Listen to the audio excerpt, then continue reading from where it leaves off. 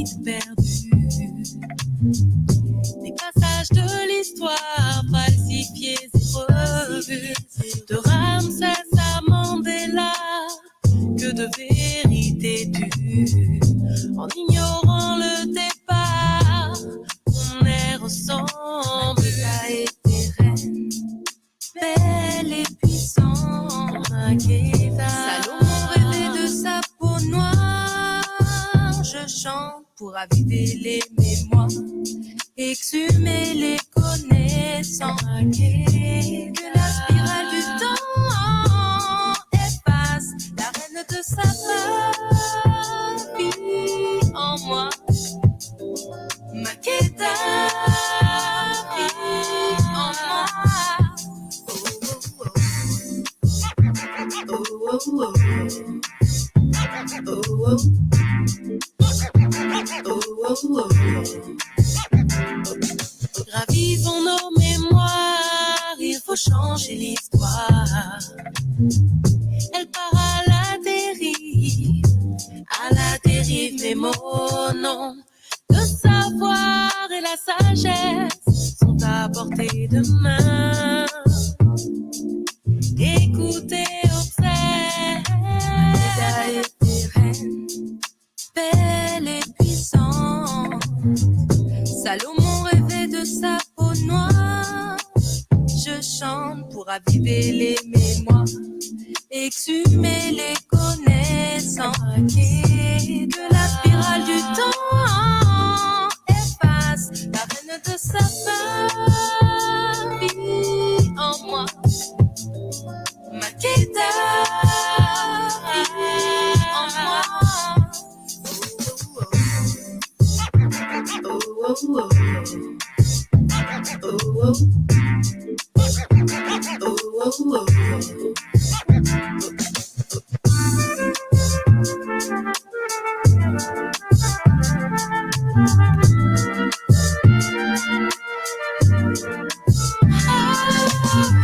Mon pote dans ses chants, il exalte sa joie.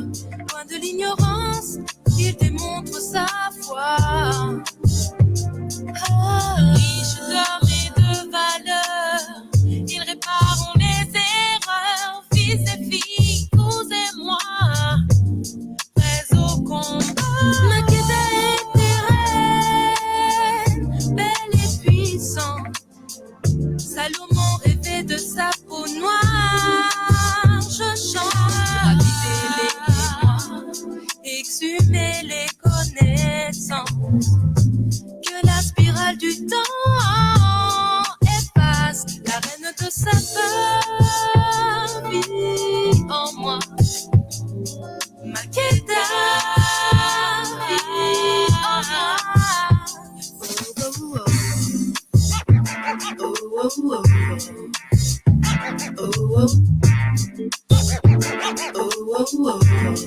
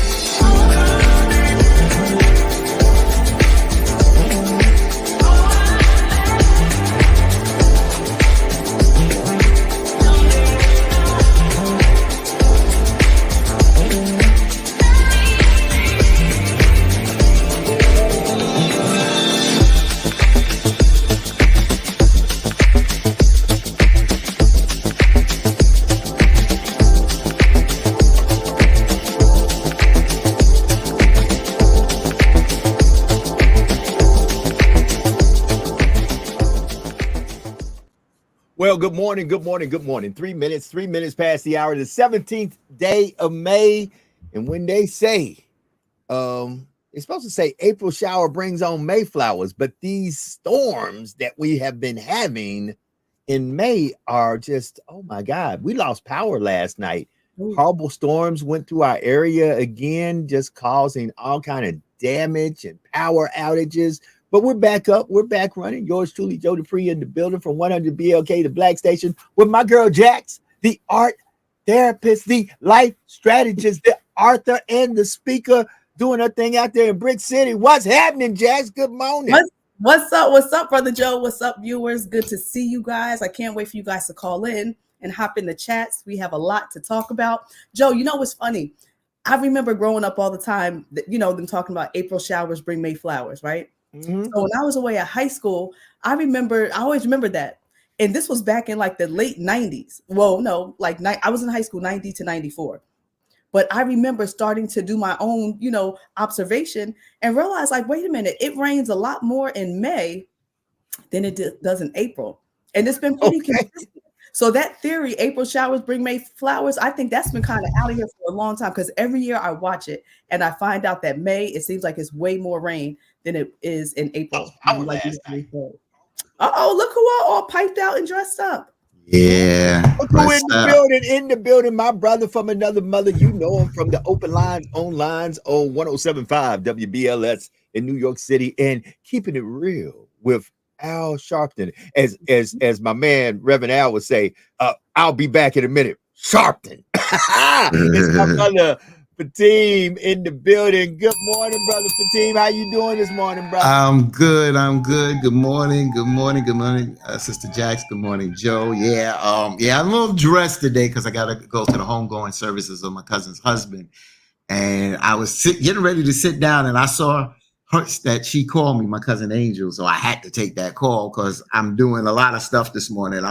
Instead of us getting limousines, we rented cars, so I'm one of the drivers. I'm also reading. I'm participating in the service, so I had to take that call. So that's why I'm a few minutes late this morning. And just to chime in on what you said, it's amazing being in New York for quite a while and playing softball. And a lot of my seasons started off in April, not baseball. Baseball in high school started off late March. So we had to deal with, inclement weather, cold, rainy type weather. But it's interesting you say that, Jax, about it's a lot of rain. It's a lot of rain. And it's been a lot of rain and tornadoes all across this country in the past couple of years. Mm-hmm. And we've been talking about global warming and it's real. For us in the North, one spring, mid-March, we started hitting mid-80s to early 90s.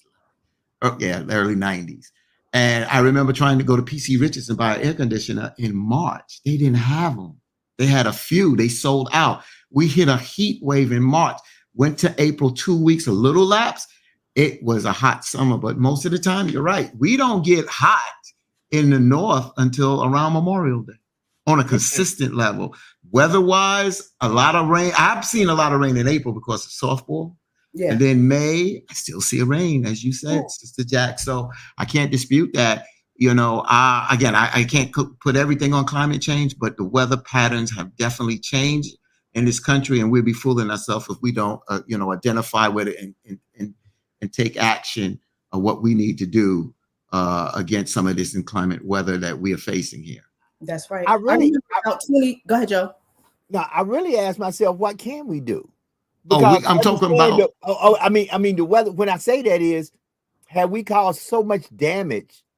And sometimes we do have to ask ourselves that: have we caused so much damage to this planet that there has been a drastic shift?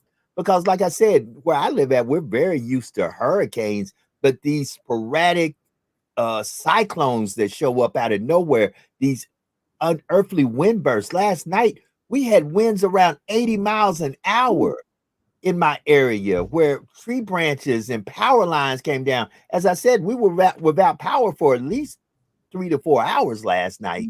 And I mean, these just sporadic, what they call cyclones and tornadic bursts that come out from nowhere, these intensified storms. Have we really did something? You know, everybody was celebrating the Northern Lights, not realizing that the reason the Northern Lights were being seen is because that protective layer kind of got penetrated. That's supposed to protect us from those UV rays. Come on, family. Yeah. Well, you asked the question, Joe. You asked the question, and you know, today I'm just more serious, and I just can't BS. Again, we don't talk to the world. My show never talked to the world. We talk to our tri-state area. We've been talking about this in the 80s. Not only did we talk about what was going to happen, we talked about what you needed to do. And a lot of people in certain line areas, you got to realize, if you look back at the statistics with asthma, a lot of us live in places where there's a lot of chemicals in the air. We are looking, even in Harlem, we have a high index of asthma. Why? Because of the pollution that is in that area, in that condensed area. So we've been telling people what kind of homes you can buy to deal with this rain. Unfortunately, certain parts of New Orleans or Louisiana is under sea level. I don't know what some of y'all can do. But there have been things, a lot of people don't have the money to build the type of homes that wind can share off of. We talked about these things. We talked about chemical and biological things that could possibly happen and what you may need. I told you before, when I bring this brother on, I hate to say it, it's not too late. It's almost too late. Yeah. You're not taking heed. A lot of people can't take heed because they don't have the money to move and build the kind of structures that can resist some of this flood. A lot of people live in New York. Remember, a couple of years ago, Jax, people died on parkways in New York City and New Jersey on parkways because of flash flooding. The first flash flooding in New York City, the alert, I was laying in my bed in Springfield Gardens. People got killed in illegal basement apartments got flooded. That's right. We can do better. We need to be in legal basement apartments. We understand we got to realize when flash flood goes into effect, we really got to prepare. You can prepare, Joe. You can't prepare against the weather, but you can prepare what the weather may cause on some instance that can save you and your family and friends' lives. That's right. And like you say, those flash floods are no joke, and people kind of take it for granted and think, oh, it's not that bad. And I know because one day when I worked in the school district, I was on the 3rd floor and it started to rain. And then it started to get hard. I was like, oh, shoot, it's about time for me to get off anyway. So let me go downstairs. By the time I got from the 3rd floor, ran down the stairs to get to the 1st floor and opened the door, the street in front of the school was literally a river. I mean, like stacked up water, like a river, like a raging river rushing down the middle of the street and not like onto the sidewalks. And I mean, fiends was running around everywhere. Nobody knew what to do because it just happened so fast in a flash. So people, you know, they take for granted, or they think, oh, let me drive through it real quick. And before you know it, their car is swept over, flipped over, flooded, and they're trapped, you know, and especially nowadays with the, you know, electric windows. Back in the day, we could crank that bad boy down real quick, right? Roll the window down. Nowadays, most cars, 90%. And your power is cut. So your power is cut. So what I bought, I purchased a knife and a pen, tactical pen, tactical knife. So if we got in a situation, this was during COVID, I could, the point on the knife, break that window. Remember, the front windows and those side windows on the car is supposed to be shattered, be able to shatter. I give you another thing. What if you're on the 2nd, or let's say the 3rd floor, and there's one door out, and there's a fire in the kitchen, and it's blocking for you to get there? We had a slide that we could put up in our daughter's room in our bedroom since our kitchen blocked our front door. Oh, wow. So we could slide out the window. Can't wait for the fire department to come. That's right. That's what I'm saying, being prepared. Lightning can strike your roof. I'm on the 3rd floor. Lightning can strike this roof. So what that means when it's a storm and things like that, I can't just sleep in the pitch dark. Sometimes I have to put the television on. I got to hear the alerts. Yes. I have to be conscious. What if lightning hits that and if boom, this tenement goes up in flame? Mm-hmm. That's So right. that's what I'm saying. You got to be prepared and be smart. So when you know that there's a storm, keep the television on. Because those emergency alerts, especially in the South, they are real and they come on loud. That'll wake you up. That's true. And most of them, you can set those alerts for your mobile devices too. I know last night, throughout the night, my mobile device was going out. It is 13 minutes past the hour. Welcome to hashtag Truth Be Told on this Freedom and Fun Friday. Yes, he that the sun sets free is free indeed. Listen, we're going to be talking about it, and we're going to be talking about it until we implement it. We're going to start doing I got 5 on it Friday. Yes. Your opportunity to give, your opportunity to sow in. You know, let me say it as some of these evangelicals say, it is your opportunity to sow, my friends. So yes, so we're going to be setting up a Venmo, a Cash App. We're going to be setting up a way to be a blessing to African-American students that are going to schools who may need help. And the way we do it is we're going to give 5. Everybody's going to give $5 if they can, or give as much as you can, but at least give $5. Have 5 on it. And we're going to show the power of 5. If you give $5, I believe if we get 20 people every Friday to give $5, we can be a blessing to a Black student going to school somewhere that says, look, here's $100. I know it ain't a lot, but it's more than you had. And it may help with gas. It may help with a book. It may help with a meal. It may help with something.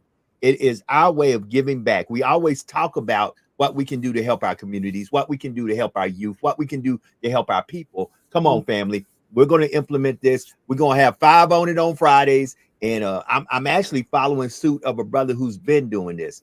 And I've got to ring the bell and give a round of applause to my brother, Ro Wright. Ro has been doing this for the longest. And Ro and I do a lot of business ventures together. But I'm going to start doing it here on hashtag Truth Be Told. We're going to have 5 on it Friday. That's my. So let me just say this. So on this one, this is our disclaimer, or my disclaimer. I'm gonna hold Joe's feet to the fire because we said we was gonna do the trivia cards and we never did them. We never did them. So I think that what we need to do is we are going to have our own production meeting, and then we'll give you the final details of how we're going to go about it, because there's certain things that got to be in place, that we got to make sure that we are doing things correctly. And then we'll get everything. Joe will let everybody know how we go about doing this. How do we pick the student? Everything has to be detailed. And I think that we need to also put it in writing so people can see how it's detailed and everything. So it's coming, as Joe said. We stand behind Joe, but we have to do a little work on it before we initiate this. Yeah, that's why. That's why I ain't gonna tell you when it's coming. We got now until school starts, so we got the summer to try to get our I's dotted and our T's crossed. And we want to make sure, because I wanted to, but Brother Fatim and Sister Jax, especially Brother Fatim, let's just put it where it's at. I wanted to do it just with my HBCUs, but Brother Fatim said we do have African-American students that go to school all over, and all don't go to HBCUs. And at the end of the day, let us just help our people. So at the end of the day, I agree with that. I conceded quickly. Even though I got love for my HBCUs, I understand I got love for my people too. And everybody don't go to a HBCU. So let's put this in place where we can help Black folks all over this country who are going to school, and just show them a little token of our appreciation to say, look, I understand we've been there. We've done that. We had to go to school. We've been through the struggles of going to higher ed. Here's just a little something to be a blessing to you. And you never know where this might go. You never know how it might grow. We might be able, before you know it, to give more than just 20 folks giving $5. That is my initial benchmark, that hopefully we can just get every week 20 folks to give $5 that we can bless a student. We'll get with the alumni associations. We'll get with the fraternities, the sororities. We'll get with the colleges and say, hey, do you have a person that might be struggling that could use this little token of love to say, hey, keep pushing. You can make it. I'm just That's saying. right. And you know what? I have a brother, Hassan Abdul Sabor. He will be a guest on our show soon. He started something, the HBCU scholarship ride here in North New Jersey, where he and a bunch of brothers and sisters actually ride their bicycles from North all the way to DC.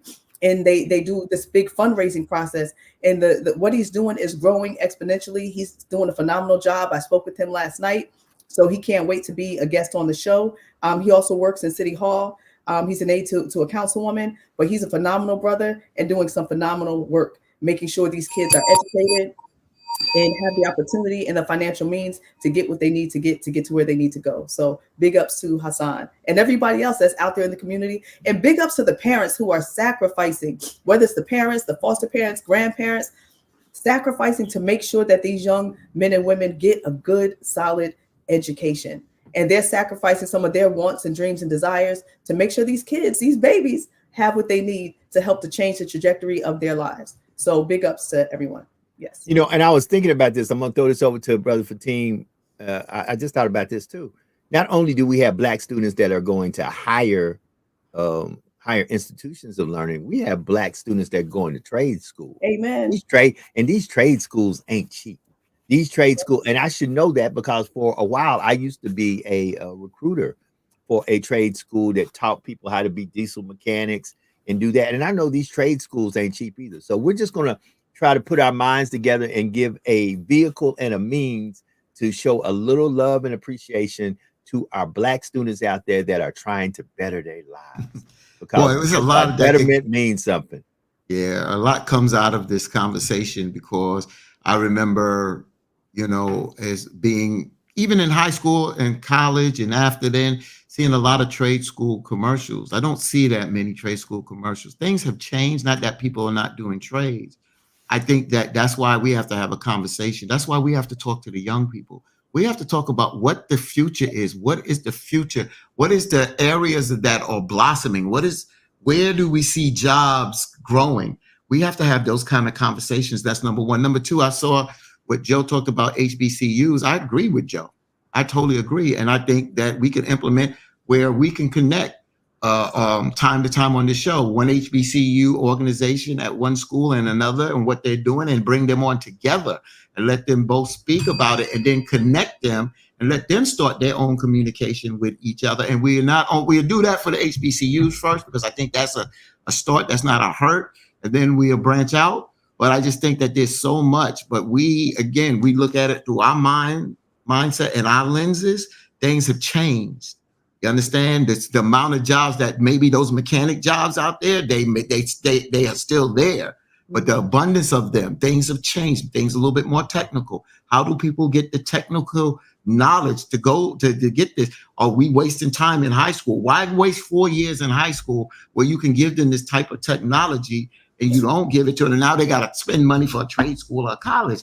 I mean, come on, we got to do better with this, man. Come on. Right. And people are graduating out of trade schools, making more money than some doctors. Come on.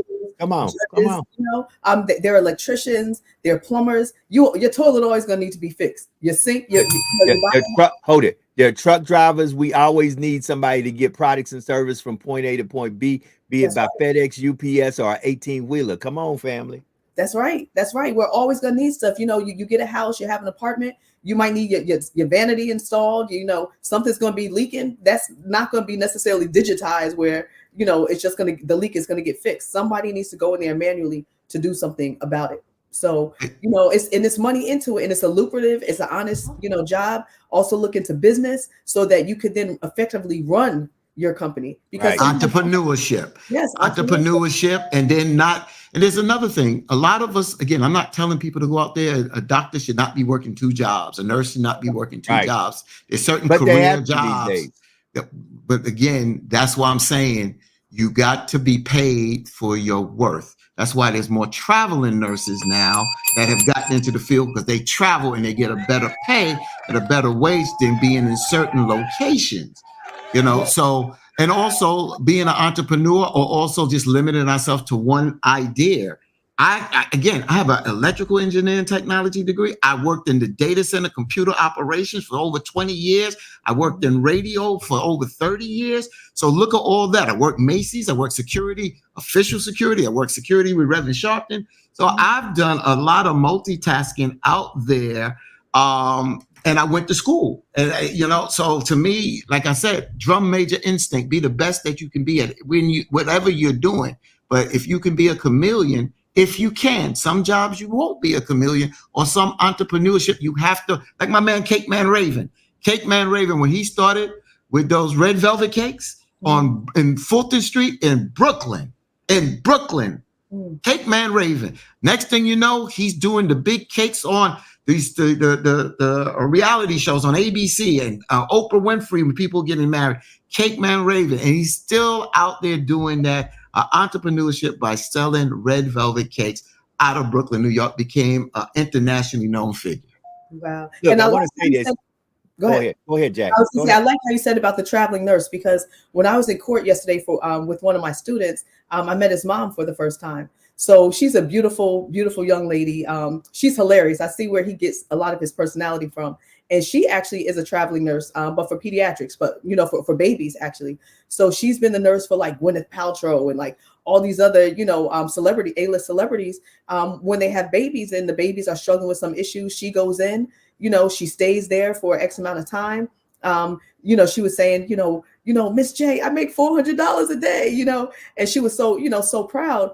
And she said, my son doesn't need anything.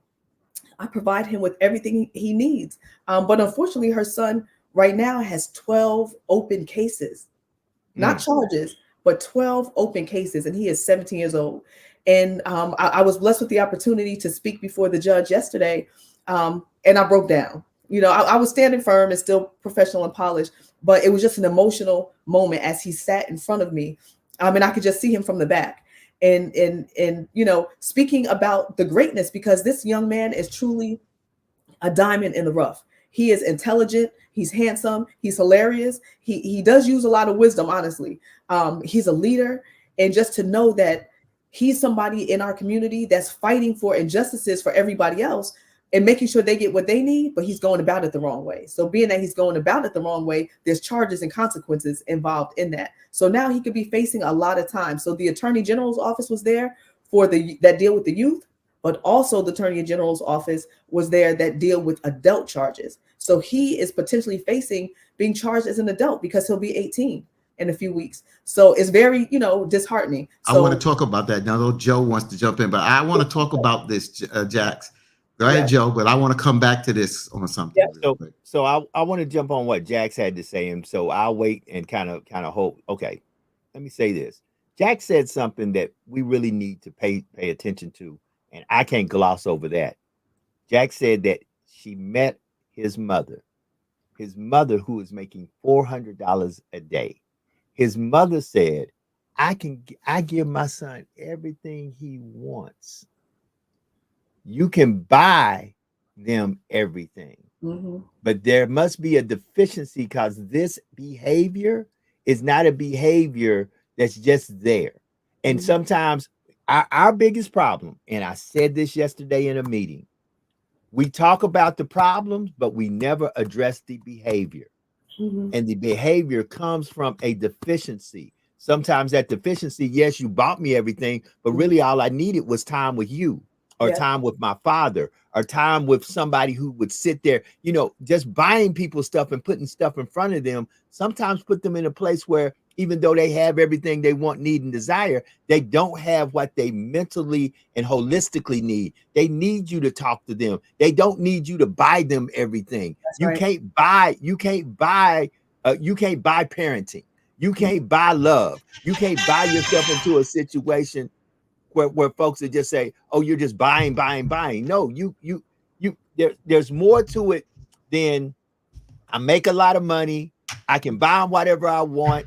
I can put them in this car, put them in this house, put them in these clothes. And then you ask yourself, these kids got it all. Why are they acting out? Because there is something missing. And it's mental. It's mental. It is a 2-family household.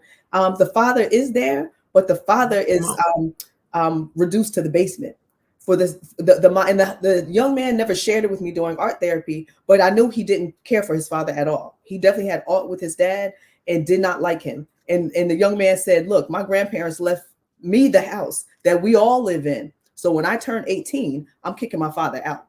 Right. What? And the mother confirmed that yesterday. So the mom was saying how the dad actually cheated on her with a younger woman and had a baby. And so once that happened, they all lived on the same floor at one point, but then she put the dad down in the basement. So the grandmother lives one of the grandmothers lives in the middle floor.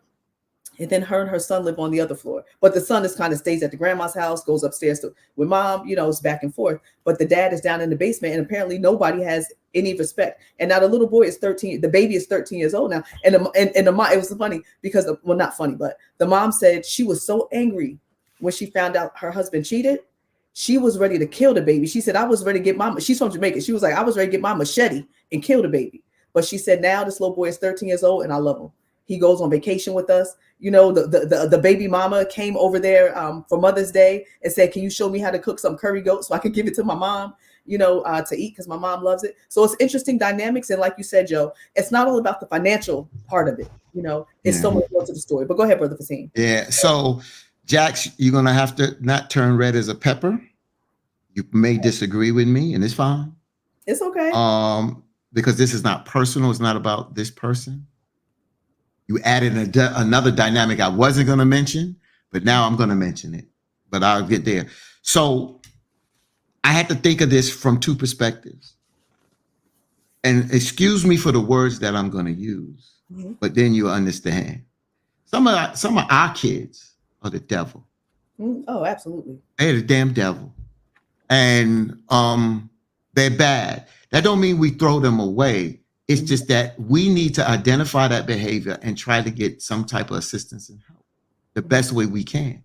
But we got to explain to them that we're doing everything for you, but you ain't going to burn my damn house down. You ain't going to burn my house down. We gave you life in the sense of creating you. God put the breath in your body. But the bottom line is we'll do what we need to do. But a lot of them, and the reason why I use that word, because somebody will say, well, gee, that's harsh. Because to some of those kids that grow up, that change their life, you know what they do when they come to speak? They come and say, when I was a kid, I was a terror. I was a devil. They say it. That's right. We don't want to say it because we're scared to put that on our damn kids. I had a cousin that was so damn bad. So damn bad. They lucky I wasn't an adult because I'd have put my foot everywhere, but I couldn't beat him. He beat my backside. He was older than me and he was bad. He was a terror and he terrorized the parents. Number two, and I'm telling you this, you said, now I'm getting into the specific. There's no respect. See what the mother said? Oh, I kicked the father out to the basement. If I cheated, and if this is not going to be a productive household, then maybe I have to leave. You ain't putting me in no damn basement. Ain't no kid gonna have no disrespect to me in my house. If I cheated, me and you gonna have to work this out because you're not gonna disrespect me and I'm not gonna, you understand what I'm saying? Because now he's in the basement. Now she says, I wanted to take this child out, but now the child does this, does that. Didn't I tell y'all that before? Didn't I tell y'all that before? That people tend to do these things, but after the anger and the bitterness, some of them people could come together and work together because they realize this. I've been saying this for the longest, but so many people are caught up in tradition. Oh, you better not do this. You better not do that. And that's fine. If that's not what you're going to accept and if somebody does that to you, you don't have to take it. You don't.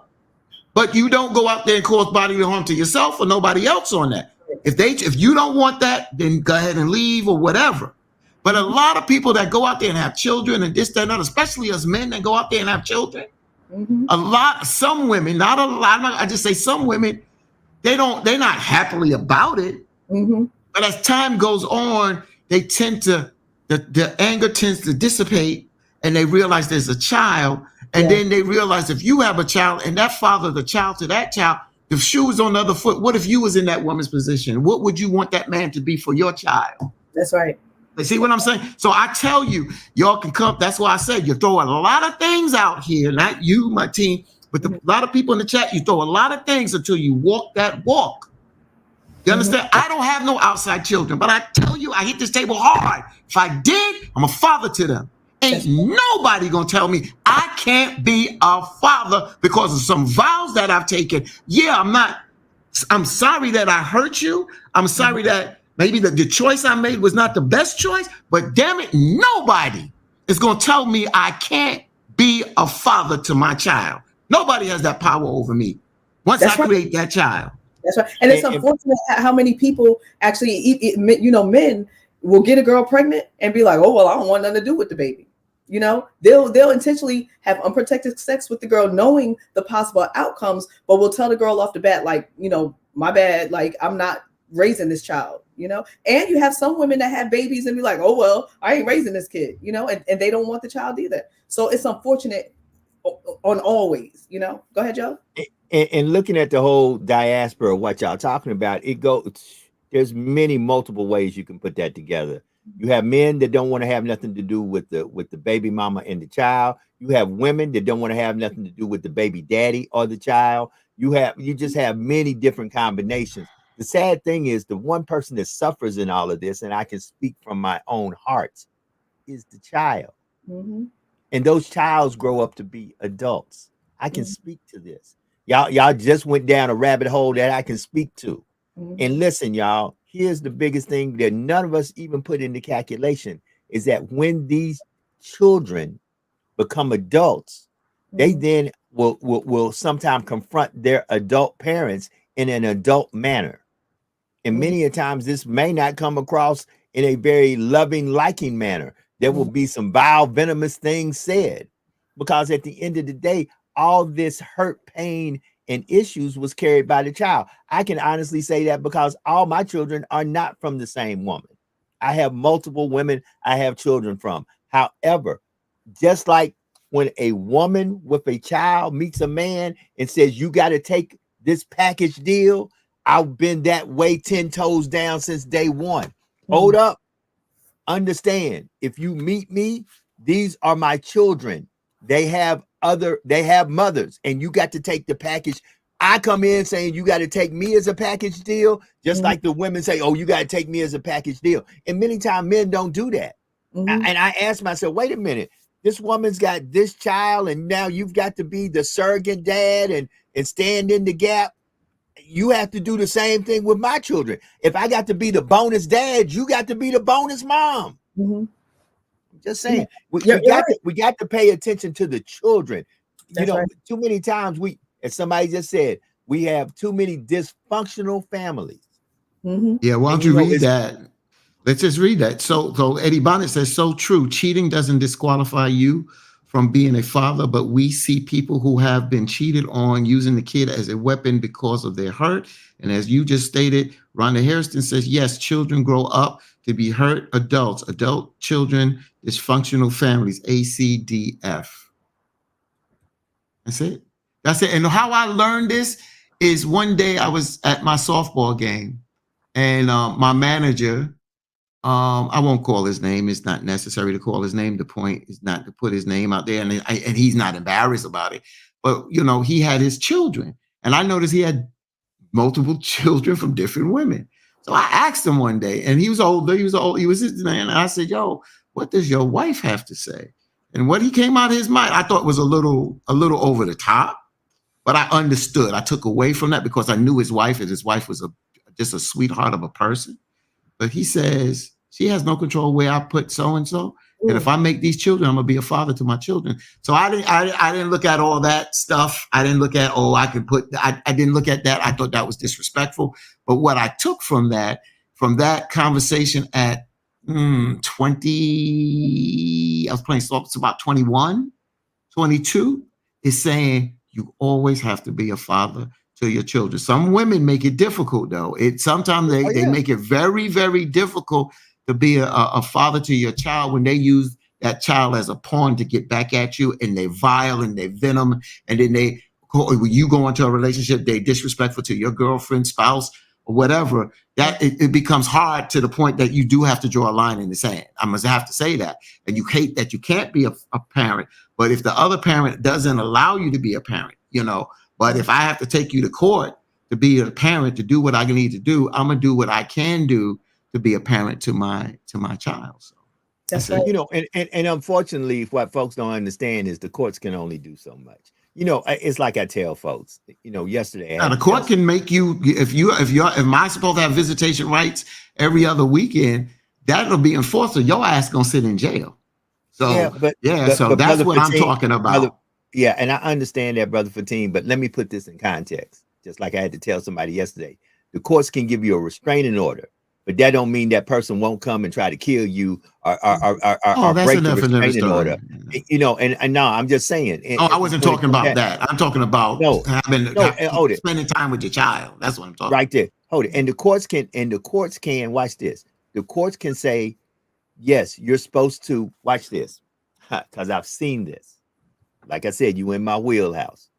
I've seen the court say, yes, you have to do this, do that, and he has to see the child. Mom packs up and moves to another state because she comes and says there's better job opportunities there, which there probably are. But guess what? When you're now in another state and the court order is in this state, and all of a sudden the dad says, well, I ain't seeing my child. Guess what? This new state that she lives in say, well, the court turns around and says, oh, no problem. Y'all got to figure out a way that you can get the child to him or he can get to the child. Once again, women know the system. I've seen it happen. I know it happens because. So your court system down in Louisiana allow the women to leave? Because in New York, when you have that situation, you're not allowed to leave like that, or you have to come back before the court. And there has to be you just can't pick up and leave if there's a court order, because then that state can put out a warrant for her arrest. Sir, I'm just asking. Not only in Louisiana, if you watch it, I'm pretty sure it's that same way in South Carolina. Once again, I can't speak to New York. I cannot speak to a state that I don't live in. But I can tell you in the state of Louisiana, just because you have, first of all, the parent with custodial rights can take that child wherever they want to take that child. And just because you as a father, if you ain't got custodial rights, if you're just the other non-custodial parent, if that mother moves to California from Louisiana, guess what? Then you got to figure out a way to see your child when you can see your child. Bottom line, those are just the facts. Now, I don't know how it works in New York, but that's definitely how it works down here. You know, it's crazy. When I had gone through my divorce in the beginning part of it, I literally had taken my son to visit his school before school started in Massachusetts. And it was a big deal. My ex-husband was so crazy that he called the school and then reached out to me, threatening me, saying that he's going to try to file charges for kidnapping because I took him across state lines to literally go visit the school that he was about to attend. And then once it was time for my son to attend the school, my ex was like, oh, so you want to leave me? Okay. Guess what? I'm going to call the school and get a lawyer to take away our son's scholarship, like $80,000 scholarship. I'm going to have them take it away and take my name off the paperwork because now I don't want him to go. So then I literally had to get a lawyer again to fight that. So the day before my son's first day in school, we were on a Zoom with the lawyer as my ex-husband is trying to say, no, I don't want him to go. I changed my mind. I don't want him to be at that school. And I had to fight. And thankfully, the judge ruled in our favor. And I had told my son, I said, we're going to pack up everything for your dorm room. We're going to get everything together. We're going to pray hard on it. And Lord's will, tomorrow, mommy will be driving you up to Massachusetts to school. But my ex was like, nah, he's not going. But so the judge ruled in our favor. So watch this. And I'm glad you brought that up. So let's talk about marriage, separation, and divorce. Then talk about baby daddy, baby mama, which is two different things. That's funny. Watch this. So let's deal with this. Louisiana. I'll deal with South Carolina in a minute. I know what I'm talking about. If the court finds that the relocation, this is Louisiana, if the court finds that the relocation serves the child's best interest, it may grant permission to relocate. If not, the relocation request may be denied. No prior custody order. If there is no existing custody order, you may need to initiate a legal proceedings to establish.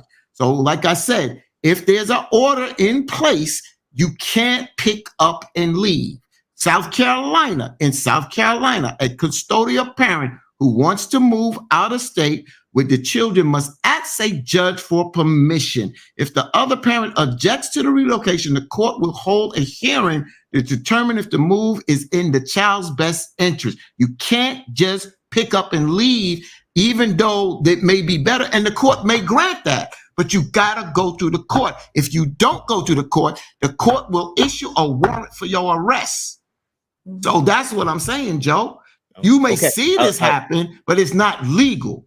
That's all I'm saying. I'm not saying you don't see it, but it's not legal for it to happen if there's a court order. Now, the parent, if there's no court order and the other parent wants to leave, then now that parent that's still in Louisiana or whatever has to now go to the court, and then they have to have a hearing because they still may side with the mother and say it's in the best interest. She just can't pick up when there's a court order. And I'm glad you said that. Okay, so hold it. I tell you why I probably see this happen. And here, let's go down this rabbit hole.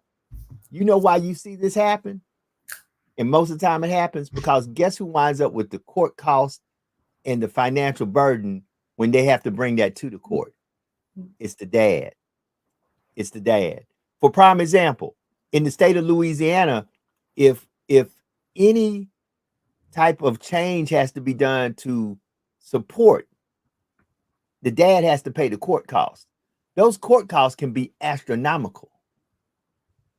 And I think many times that's why folks are discouraged, especially fathers, to fight the system because the system is pro-mom and anti-dad in most cases. Those are the facts. Yeah. When you go to the courts, when it comes down to children, child custody, and child support, the courts are mostly pro-mom and anti-dad in most cases. That's let me just read this real quick, Jack. And that's true. That's true. I just want to read this. Eddie Bonnet says, because I'm gonna have to leave in a few. I just don't understand the men who don't fight to be part of their child's life. Me and my wife made it. However, if we didn't make it, nothing will stop me from being in my kid's life. Now, you're married, Eddie. Let me just give it to you real. I'm going to be harsh. So if y'all holding on to the Bible, hold on, because I'm going to be real. Because we got some punani, don't mean we want to be a father. And because we make a baby, don't mean we want to be a father. Sometimes we lay with a woman who say, I'm on birth control. I don't want to have a kid. Some women, they have a right to change their mind.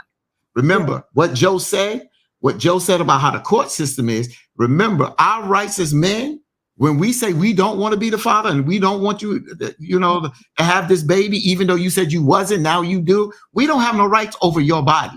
So you could make that decision. But I keep telling you, a lot of times, because I said for me to being the father, but there's some women that I've laid with that I would not want them to be my mother. Of my children. I'm being honest. And sometimes it's very hard because we lay with people that we don't like. It's just because of I'm just giving it real. Johnson is here.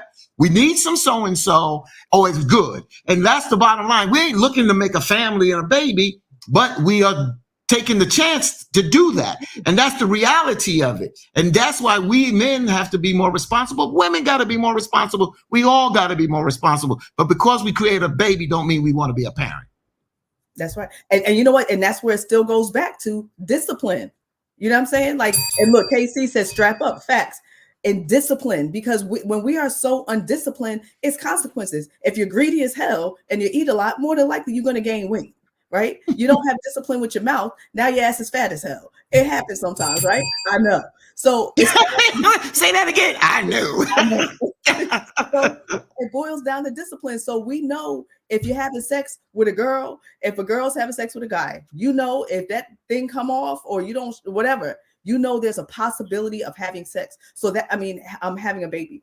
So we need to start letting our younger people know, okay, fine. You're not going to preach abstinence. It is what it is. You're not going to preach, teach them about saving yourself for your marriage and all that kind of stuff. It is what it is, right? But at least teach them that if you plan on having sex with this girl, make sure that that's the girl that you potentially would want to be with for the rest of your life in terms of raising a child with, because we know that could be the outcomes. That's why for me in my house, and when I speak to other kids, I try to encourage them to remain abstinent until they get married. And that takes a lot of discipline. It's not easy, but it's possible. It's possible. Anything's possible. I could weigh 120 pounds if that's what I wanted, if my fat ass put in the work. But if I ain't put in the work, I ain't gonna weigh 120 pounds.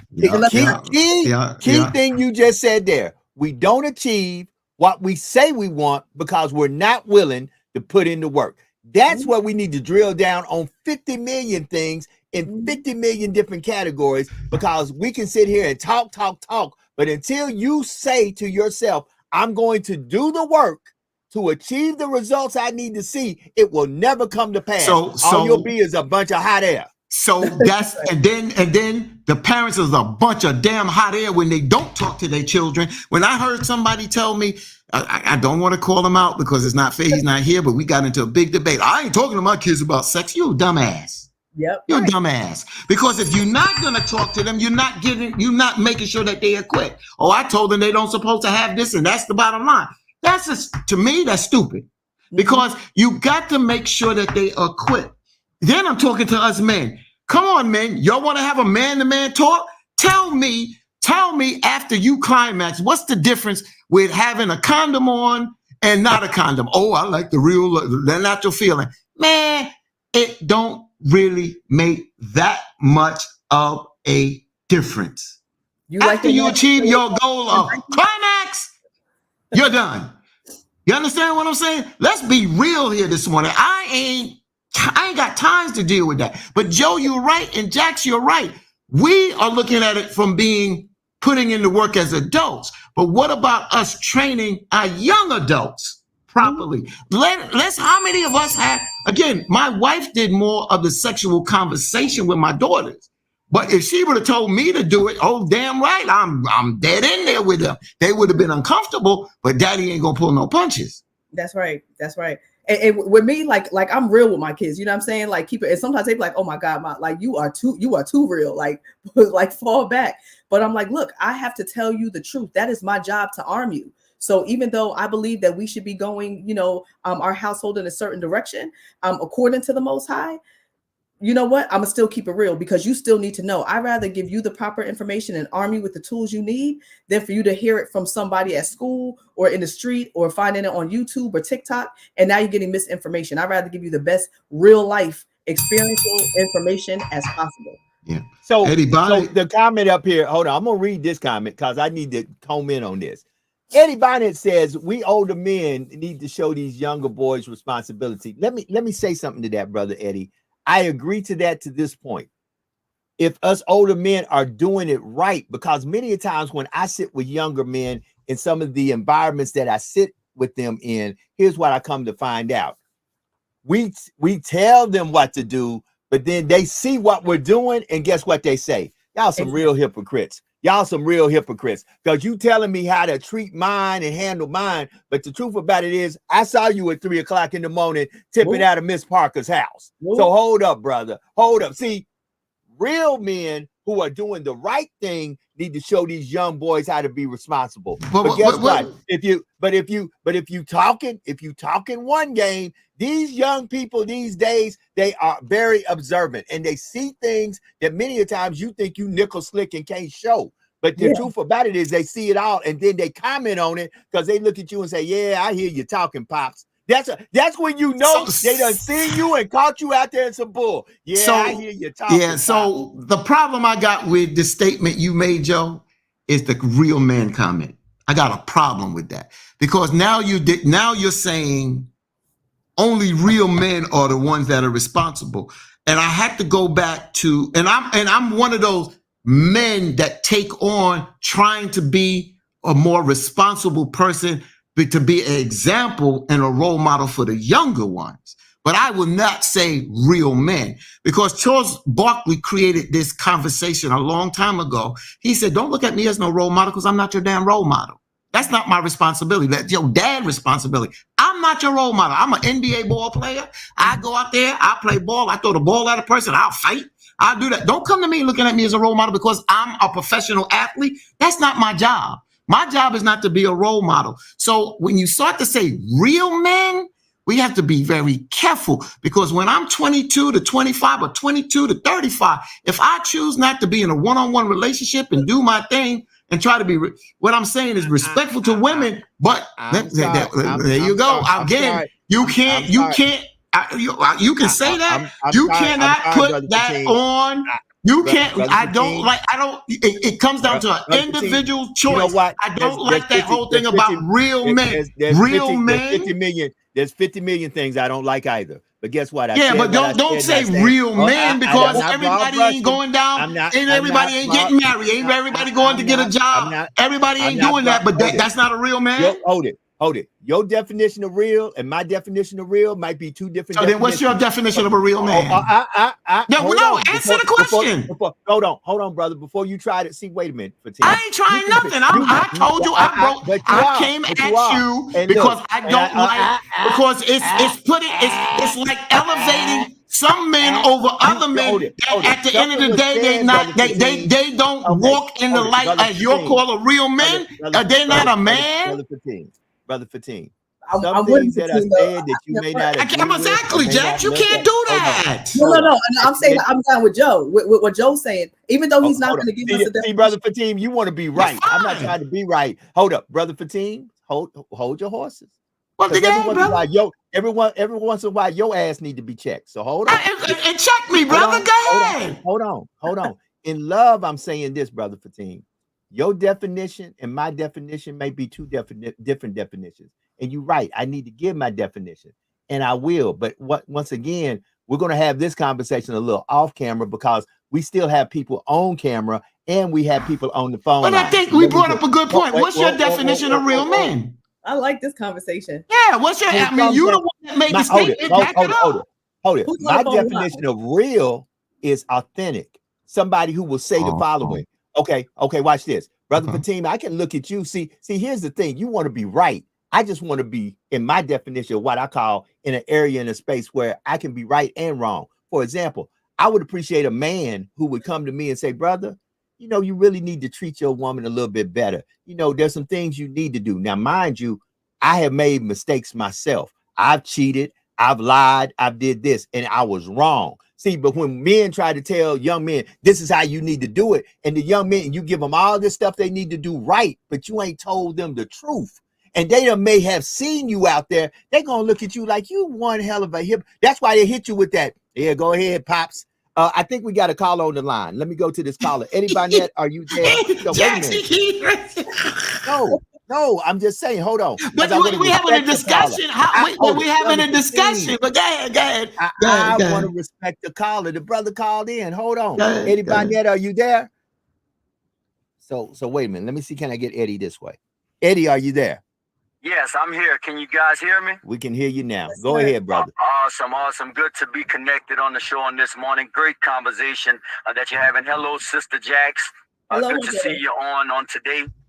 This is the comment I really wanted to make, just so it can be clear, because whenever I say that us older men have to teach our younger men responsibility, what I'm really saying is the fact that it's not just about telling them what to do, but also telling them your failures, showing them your flaws. So let me deal. Go ahead, brother. Oh, we lost him. You lost him? You here? Yeah, I think we lost him. Hold on. We'll call you back, brother Eddie. I think right there, and I'm not gonna conquer this because I gotta go. But I think that's all I was asking. It was Joe to say what his definition of real men is, because what I was just saying is when we say certain things, we realize that we honestly sometimes attack other people by saying certain things. And then another person say, well, what do you mean by real men? And all Joe had to say is somebody that takes responsibility for what they do good and what they do wrong. That was it. That's all. And I would agree with that. But you got to explain that sometimes. That's why I push sometimes, because some people sitting out there and saying, well, you know what? I'm not married. Right now, I'm seeing two different women, but I'm still, I went to school. I did this. I did that. But when you say real men. Right. Hey, hold it. And you still a real man if you told both of them women the truth. If you said, look, to me, a real man, if you got 5 women in your life and you done told all 5 of them, listen, boo-boo, it's you and 4 others.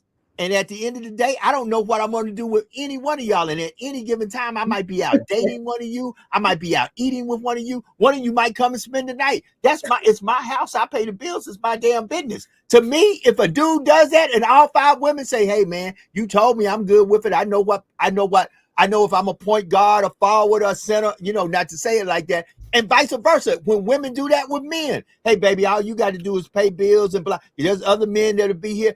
Real people to me are really who tell But if a woman does that, Jax, society won't call her a real woman. Nope. All right. See, they go to 2 rulers again. They go to 2 rulers again. Same inch, 2 rulers. But at the end of the day, guess what? There are many women out there that are doing that. And see, the bottom line is, like I told you, a dog will go in your front yard and poo. And you'll be like, that darn dog pooed in my yard. And the cat will be walking around. You'll be like, I need something more like, not knowing that the cat done pooed in your yard 20 times. It's just the cat done covered up all they poo. Yeah, but Michael Keith says this. And I know, see, that's why I wanted to kind of push Joe. And that's why I wanted to create this. Michael Keith says, and the real man, real man takes care of business, but takes care of his family, providing for his family, holding it down for the family, and setting a good example for his children. That's what some of our definitions are, in a sense, of a real man. That's a real man over there, because he's holding it down, 10 toes down. He's doing this, that, and the other. Some of the things that Joe just said about him being honest with 3 or 4 or 5 women, some people will not look at that as a real man, because we have categories. That's why I said, that's why I came and said to Joe, be careful how you use that real man, because it offends people, because there's a lot of men that don't do it the way you're saying it, Michael Keith, but they still are men still being responsible. So for me, Joe can keep it his way, because that's Joe's opinion and that's it. Right. For me, I would just rather say responsible men, not real men. Because when you say real men, you're elevating men over other men. And I would rather deal with responsible men instead of real. Well, that's my opinion. Like we can all have different opinions. We just can't have different facts. That's I don't mind. You can listen to Reverend Sharpton on that one, but we just can't have different facts. I'm good with having different opinions, but we can just, and my definition of real might not be your definition of real. Bottom line. I understand that. I have a lot of things I see a certain way that you may never see it the way I see it. And I respect your point of view. I just ask you to respect mine. Oh, and I do, but I wanted you to explain that so people would have an understanding, because some people it elevates over. And I think that's how society does. We start to label people because of titles or things that we say. Sister Jax? You know what? There's also a big misconception, right? A lot of people think that they are men, and women as well, due to the chronology of their age. They think they're a certain age. Oh, I'm a man. You get teen. I had a kid in my art therapy class who was like 16 years old and didn't want to listen, was acting up. He's back in juvenile detention for a long time right now. But he always kept saying, I'm a man, because he had a baby. But the baby unfortunately passed away when the baby was 1 from like a heart condition or something. And even when the baby passed away, he was still back in juvenile detention then. So he couldn't even be there for the funeral. But he was released and kept saying, I'm a man. I got a whole baby. I'm a man. Number one, having a baby doesn't make you a man. Number 2, just because you're 18 years old or over doesn't make you a man either. It's how you move. It's about a mindset. And I agree with what our viewer stated on here, what you just read. Michael Keith. Yeah, Michael Keith. But it takes so much more to be a man, just like it takes so much more to be a woman. To be a man, it's about discipline. Once again, it's about discipline.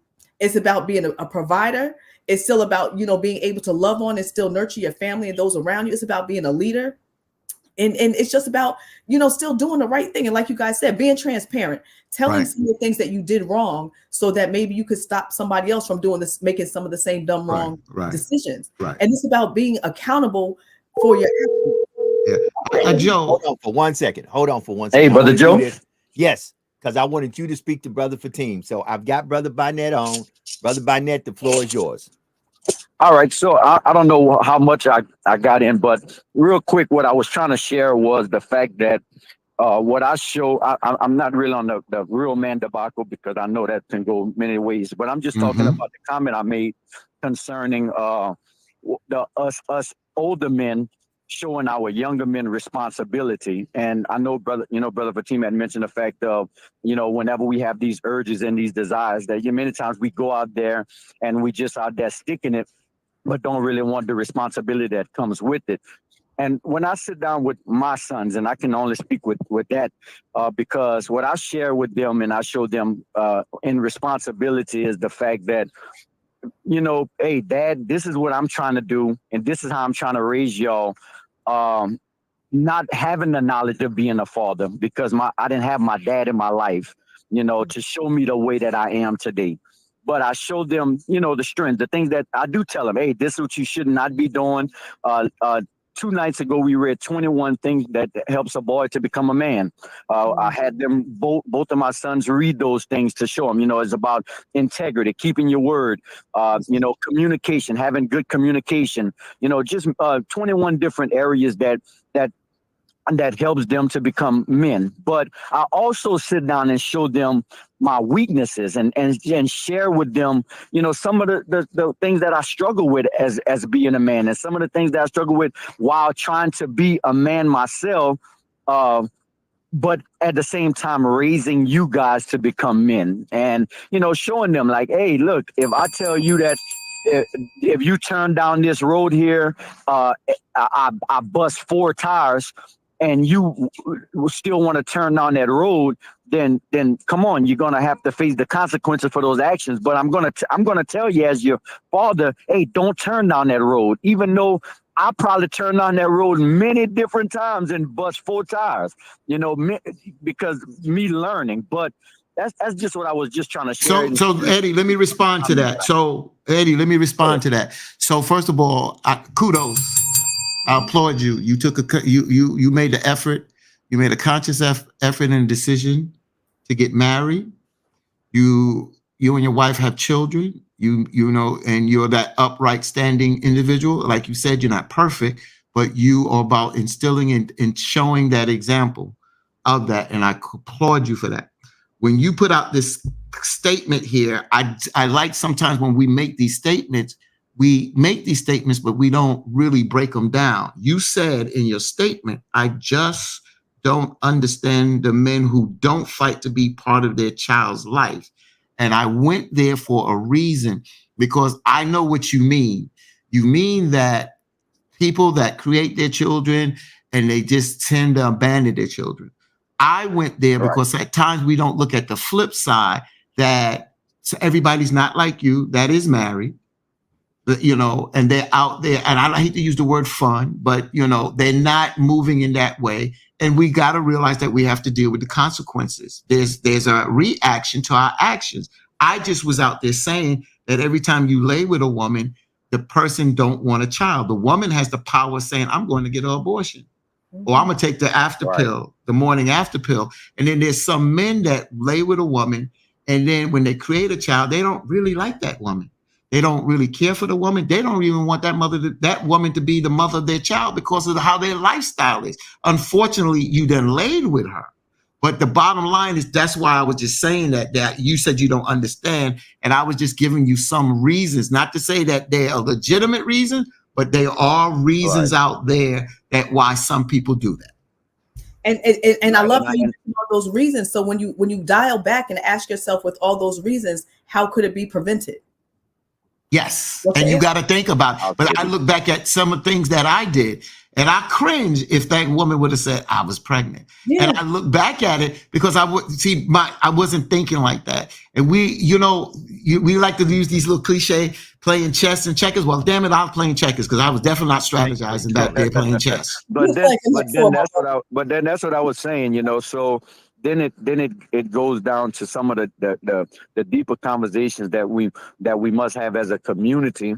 Yes. Because then we put ourselves in a position where now we see where the fatherless homes come in. Now we see where, we have a generation of kids that are going around committing major crimes. I'm going to say this and I'm going to share this. And because a lot of times I only can speak from my worldview, but it made a difference from me being in the house with my kids, especially with my sons. It made so I'm a commercial truck driver. I drive trucks for a living. I love traveling. When I first started driving trucks, I've been in every state already. I've been to Canada, been to Mexico. I've been everywhere. I love traveling. Like that is my passion. Whenever I had my first son, going on 18 years ago, I made a commitment that I wanted to be a present dad.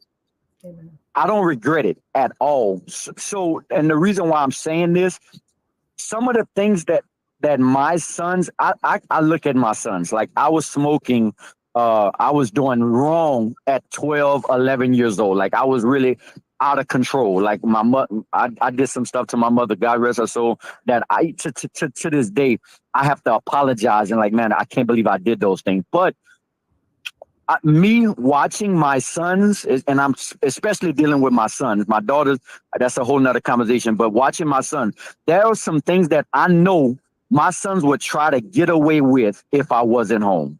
Mm-hmm. I know there's some things that my sons would be involved in right now if I wasn't home.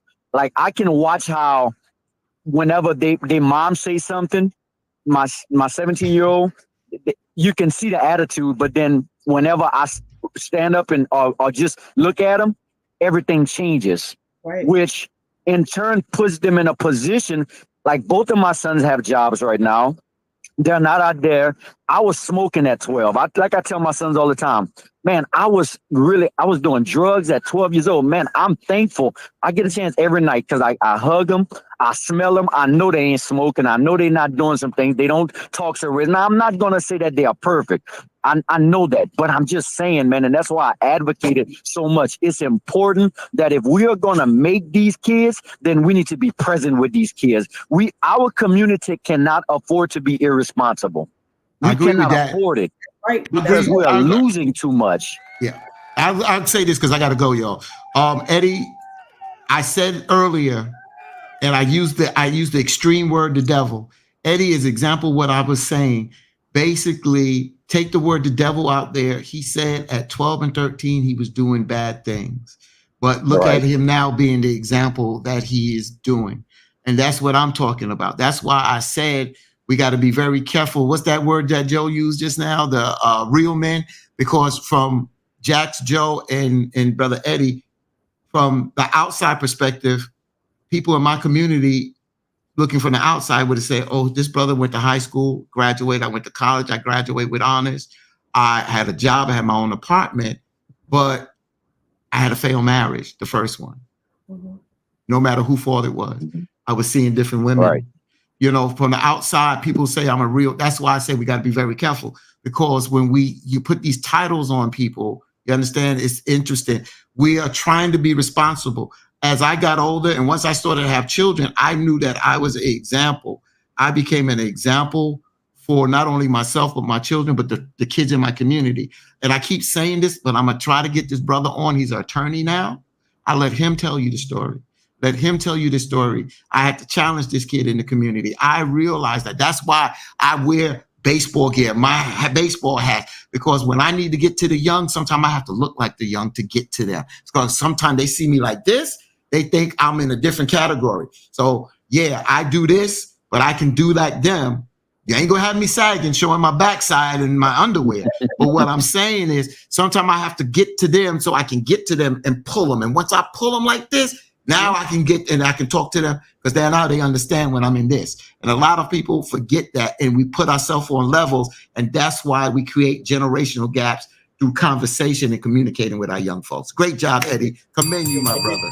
And this might be I'm funny. Getting off. And Brother Eddie, I appreciate you calling in. But I'm going. I just want to say this real quick. Thank y'all. Love y'all, man. I hope y'all have a great weekend. It's always great conversation. And I support the 10 Commandments being put back in schools in Louisiana. Don't say it too loud, Brother Fatin listening. That's what I wanted to tell you. Again, I don't see a problem. It's just that you can't infringe on other people's rights, you know. Hey, we appreciate the call, Brother Eddie. So look, let me say this. You know, 10-11. 10, 11. Yeah, I gotta roll. Yeah, you gotta Joe. go. You gotta go. You gotta go, brother. We're gonna All right, so y'all have a great weekend, Joe. Jack. Joe, do you guys say anything to address me before I leave, though? Nope, we're gonna say it all when you leave. All right, so say it. I'll look back and I'll call your ass. It's 2 o'clock in the morning. I ain't gonna throw no shots at you while you're not on here. I know how to call you directly. If I got something to say, I'll call Joe's you. a real man. Joe's my brother, and that's what I love this because after the thing, we don't apologize to each other because we know what we doing. We love one another, but it's about thinking. Iron sharpens iron. Iron sharpens iron. And me and this, and so hold it. Before you go, I got to do this. Before you go, I know I hate to do this, but I got to do this quick. Speaking of me and Brother Fatim, y'all can catch us. Y'all can catch me and Brother Fatim.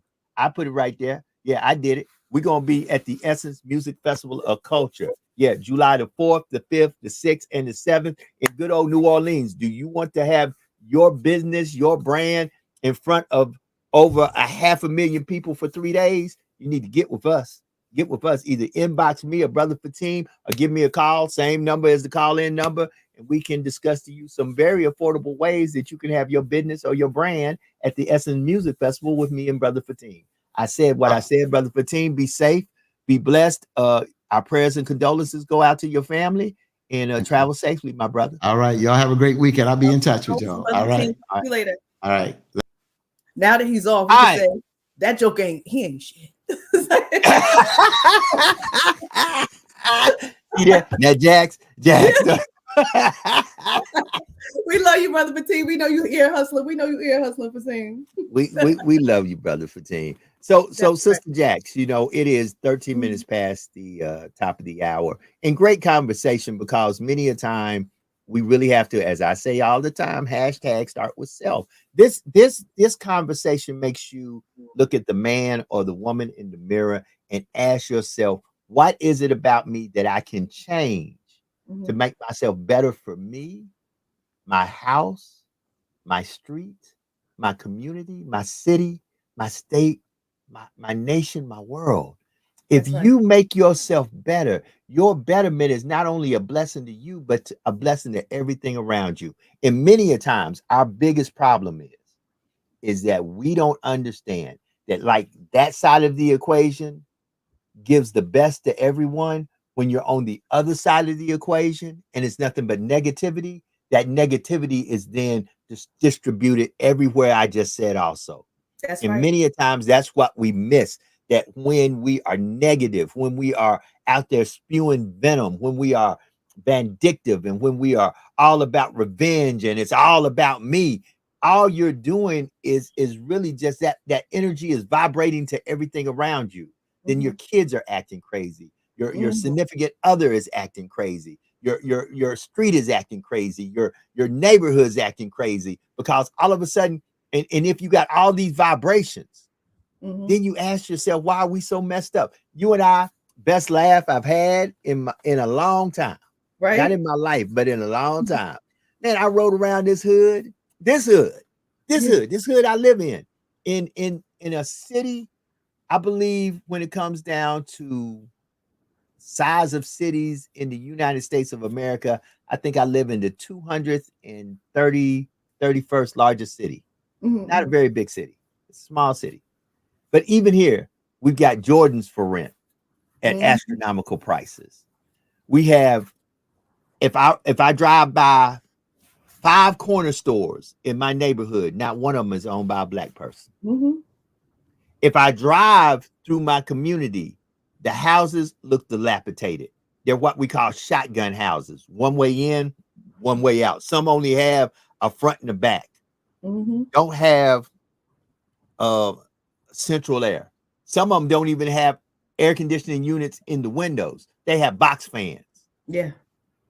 You know, and when I go just 10 miles down the road to another community that is not melanated like mine, I see beautiful houses. I see, there might not, now this is the crazy thing, in front of some of these shotgun houses, I'm seeing Benz, Rovers, and Mercedes parked. But I go to places, beautiful houses, they might have a Prius in the driveway, or a little Camry, or a little Altima, you know, but beautiful houses, beautiful neighborhoods. The streets are clean. What is so different, literally 5 to 10 miles away from where I live? What is the ideology and the mindset that makes their community look like that and my community look like this? That's and right. until we bring the solutions to the table to make us look like, not look like them, but us to look where you have some pride when you drive through your community. You're not driving going, oh my God, how is somebody living in there? Yeah. And that's like what you said, Joe. It boils down to, it's about the mindset. That's a big, big piece of it. I mean, you ride through the hood, it'll be, you know, jokers walking around, they have a piece of tissue and just throw it just like that. They don't give a damn. They throw it straight on the ground. No value in their community, no value in their system. Like there's just no value at all, you know? And it's just so unfortunate. And I just want to backtrack a little bit to what we were speaking about earlier. You briefly mentioned about child support. So when you think about it, in some of those more affluent areas where there is the mom and the dad in the home and they're working together collectively to pay and provide, you know, a nice life for their children. When you go back into our urban areas where there are notably more single parent households, and then you think back on, you look at the child support, right? The child support, if the other parent is paying child support, 9 times out of 10 is, you know, basically it's the man paying child support to the woman, right? So when you look at the numbers and the amount that they're paying, even for me, with my 2 children, my ex only pays $55 a week per child. Back in the 80s, when my parents got divorced, my dad was only paying $60. So now give that number again. Please give that number again. $55 a week for 55 for my daughter a week, 55 for my son a week. And the joker got a nerve to be in arrears damn near $5,000. So how do you get that far back with that little bit of amount of money? You know what I'm saying? Oh yeah. And has he, let's just put it out there. So there'll be some clarity. Outside of the court-ordered child support, has your ex-husband, who is the father of your children, given you anything to support them children? Oh, not at all. Not at all. I mean, even with their private school education, they both received partial scholarships, but I still have to pay a nice amount, 11 months out of the year, in tuition. I mean, the amount of money I'm paying in tuition, I could drive a couple luxury cars. You know what I'm saying? Okay. And it's crazy because even when my children got accepted to private schools, and you know, his thing was, oh well, I'm not paying for it. You know, you want them to go to a good school, you deal with it. So I pay for the tuition, you know, for both of my children. And you know, I've been doing so for the past few years. But no, there are some other expenses in the divorce decree that were supposed to be taken care of by my ex that he was supposed to, you know, contribute to, like, you know, driving school and, you know, for my daughter and, you know, all this and that. But guess what? My new husband said, Liv, you know what? He's not taking care of it. Don't worry. You got me. I'll take care of it. So my ex-husband proceeds to tell him to tell my daughter, oh, well, you got another father. Let him pay for it. But my husband had already said, Liv, I'll take care of it. Don't worry about it. So he paid the $400 for her to go to driving school. He gave her driver's lessons. You know what I'm saying? So when my insurance went up astronomically, I pay almost $500 something a month for car insurance now that my daughter's a licensed driver, right? So divorce decree, he's supposed to pitch in for that. He won't do anything else, but thinks that little $55 that barely comes is all you need to raise a child. And it's so unfortunate. But a lot of people out there who are non-custodial parents feel that whatever they get for child support is more than enough. I could take my daughter to Chick-fil-A and to, you know, to the beauty supply store, and she'll spend $55, you know, like that. Right. And understand this, and not to say this, because once again, I want to look at this from a whole point of view here. The sad thing is the person that suffers the most is the child.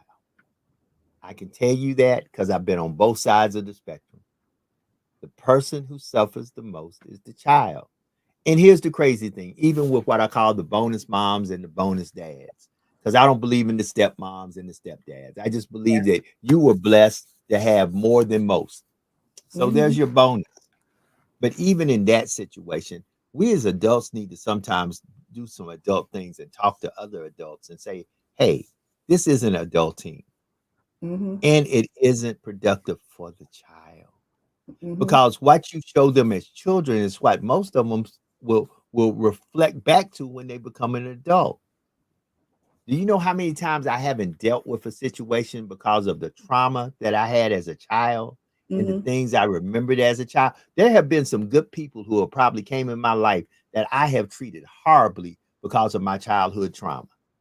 And people don't realize that. And that's why we as adults, I always say, we don't have a child problem. We have an adult problem. And then until adults understand how we project ourselves onto our children, some of us try to do vicarious things through our children.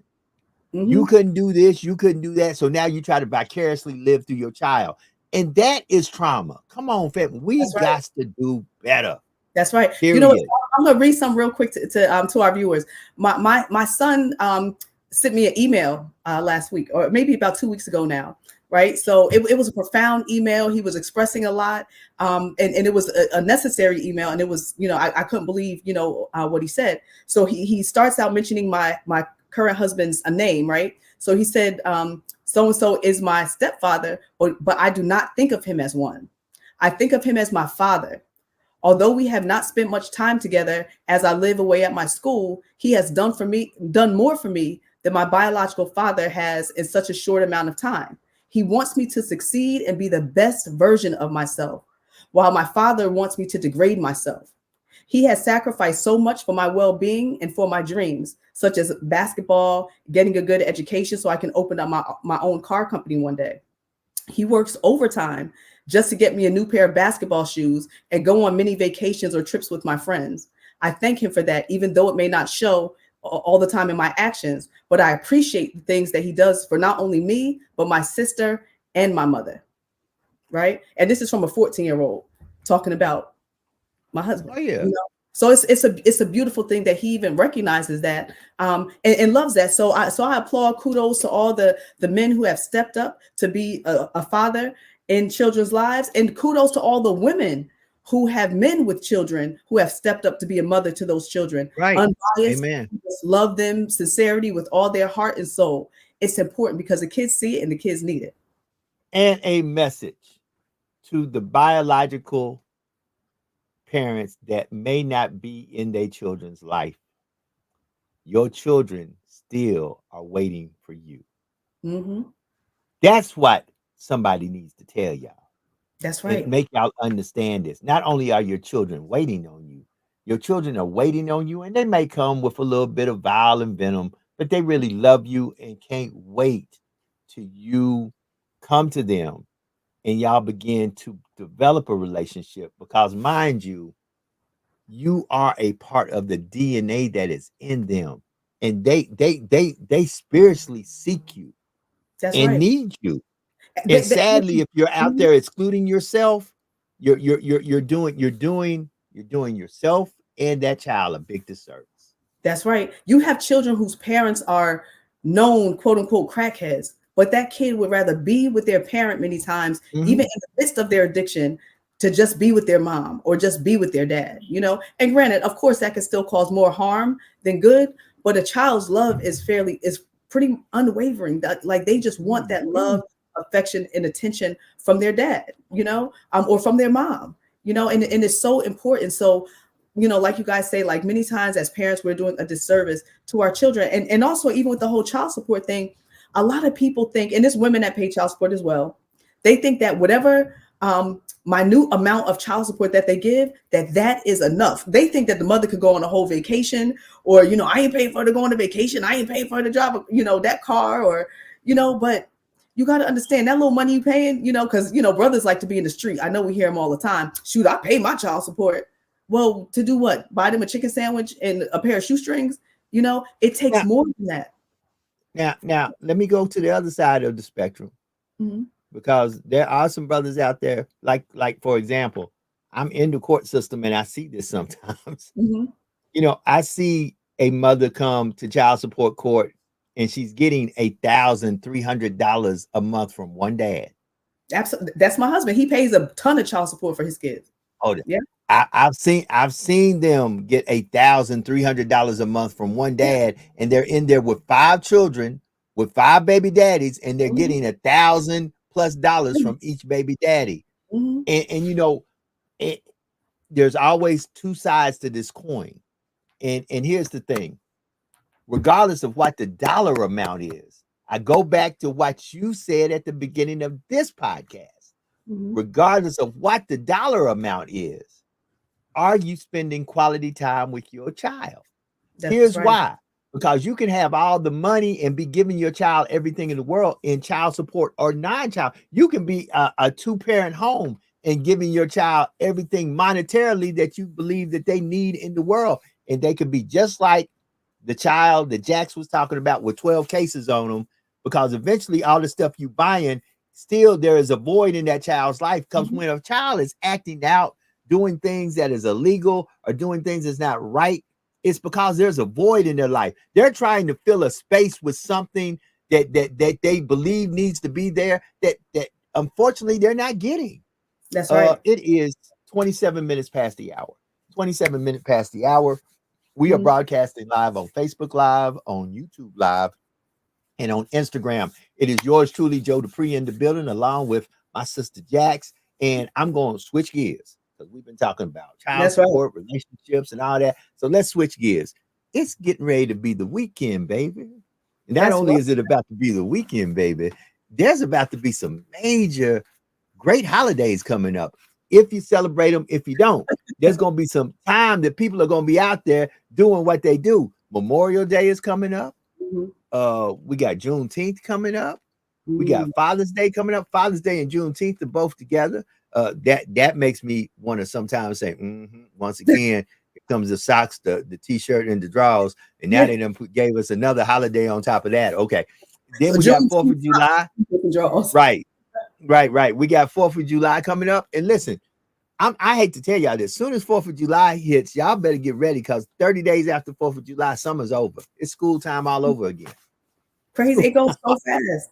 It goes so fast. And you know what else?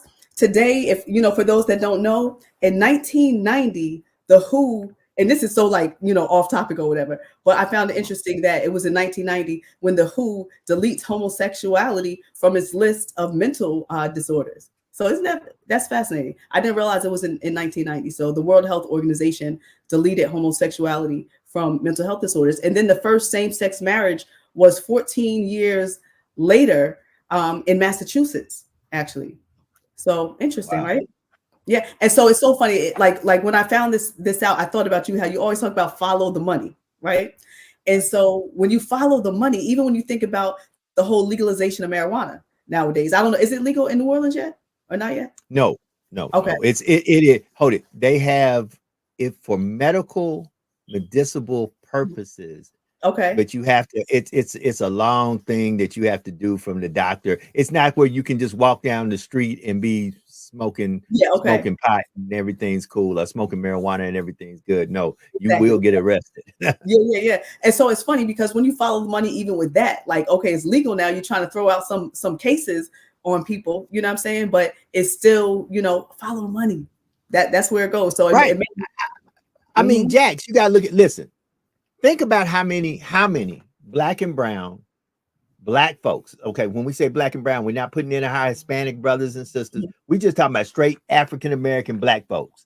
Ask yourself how many black families you have seen destroyed over the sale of marijuana. We ain't talking about crack cocaine. We ain't talking about heroin. We ain't talking about cocaine. We talking about straight weed. How many families you know right now that have loved ones that are spending either 3 strikes, life in prison for selling weed? Now, watch this. Some guys got together, found places like California, the state of Washington. The number one place everybody talks about is Colorado. Yep. Guys got together and said, wait a minute. I done went to school for botany. I know how to grow and plant stuff. I know how to mix stuff together. These folks have went and literally, for what black men have got put in prison for life, black families have been destroyed. They took that same formula, made it legal, and became multi-million and billionaires in places like Colorado. And when you tell me that this country is fair, I believe it's great, but it's far from being fair. That to me is so unfair. And that shows where we do have potholes in our lawn, where we're wrong. That a guy that can graduate from Harvard and Yale and figure out a way to get with another guy who's a chemist and a botanist, and all of a sudden they learn how to mix these weeds together, and they come out with some of this killer marijuana that you can buy in Colorado, and they literally come up with legal dispensaries. All it is the dope game made legal. That's right. And they become multi-million and billionaires. And not only do they use their money, they use their money then to pour it into politics and the legislation. And not only do they stay rich and get rich, they make it that they create generational wealth. Exactly. We though go to jail. Period. Yep. You know, that reminds me of a young lady, Sarah Rector, back in she was around 1913ish, and she was 11 years old, and she was the first Black millionaire, right? As a little girl, because she was given land, right? She was given land. It was something to do with like the Dawes Act or whatever. And so she was on a Native American reservation. She was given a bunch of land, 160 acres. So out of that 160 acres, the people that gave her the land, the colonizers or whatever, they gave her the land, and they said, okay, this land is rocky, it's jacked up, it's barren, it won't be fruitful. So as a payback, and it was essentially reparations, basically why they gave her that land. So they gave her the most jacked up land that was around, 160 acres. Come to find out, it was oil under that land. Right? It was oil under that land. So she became very wealthy, and eventually she had started other businesses, and she was just a little kid. And then even as a little kid, there were men from Germany, 4 different men from Germany were sending her marriage proposals because they wanted to marry her, right? As a little girl, because she had so much wealth and so much land, right? With oil. And then the crazy part about it is they then had a conservator over her estate, essentially, because they didn't think as a Black girl, a Black family, that they should be able to handle that much money and know what to do with it, right? Then eventually the legislature got involved and turned her from saying that she was a Black girl, because it didn't look good for a Black person to be a millionaire like that. They on the books changed her to a white girl and said she was a white girl and gave her the rights and privileges as a white person. So hold on. I want y'all to stop. Woo, this is deep. Understand this, family. And this is why I say follow the money. And this is why sometimes in political circles, I'm not liked.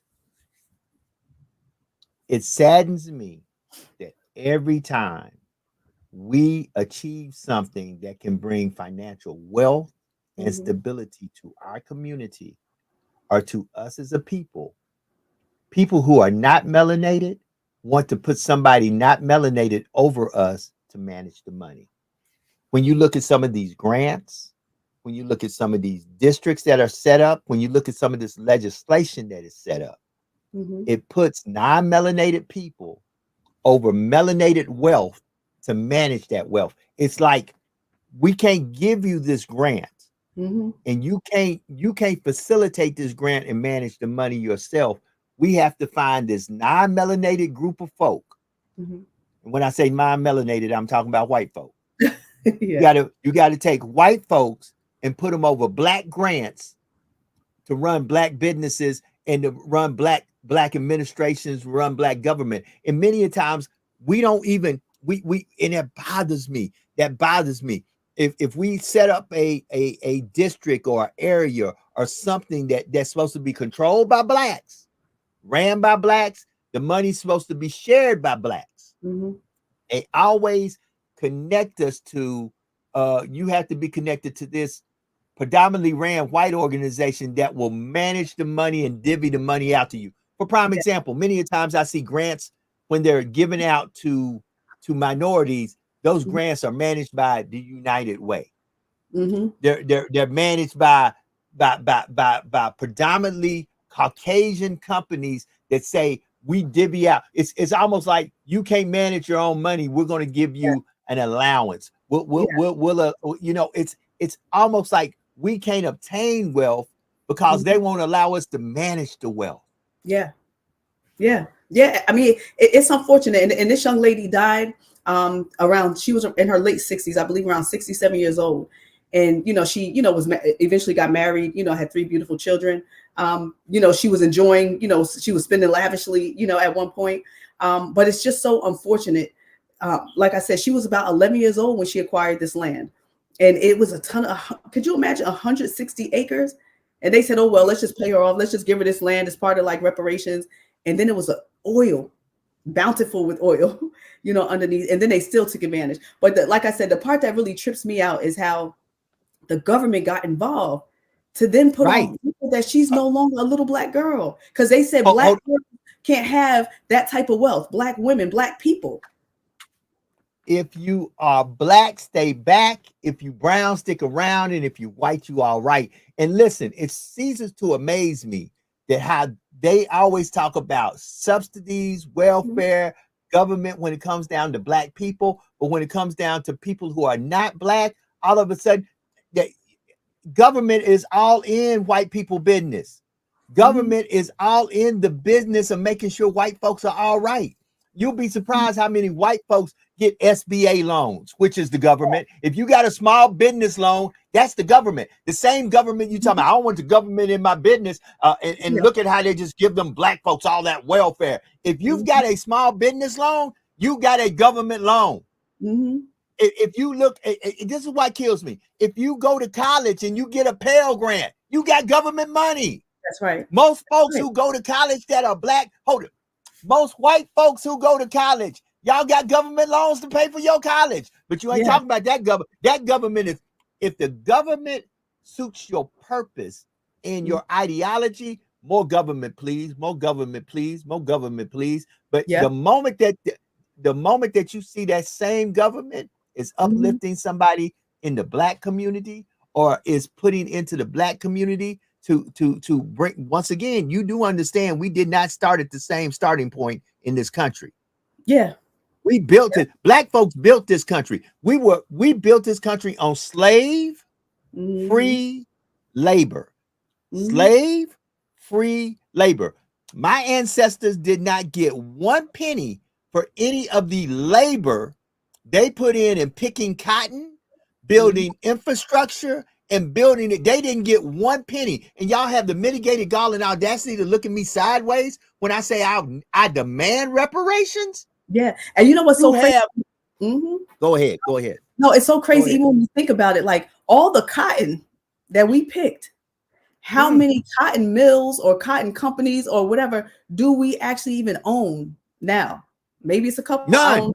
But exactly. And that's what I was saying yesterday, even with, with banks and, other educational institutions, there's a minimal amount. That's like saying, okay, if it's 10 or 20 black banks, that's like saying it's 10 or 20 black owned bodegas in the entire United States. That's nothing in comparison to what we could or should have. You know what I'm saying? That's what I was trying to say. Caller, welcome to hashtag Truth Be Told. Give us your name, where you're calling from, question or comment. Let's go.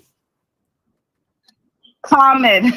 I just got thrown off. Somebody sent me a text. Good afternoon, family. This is Sister Mashawn from New York.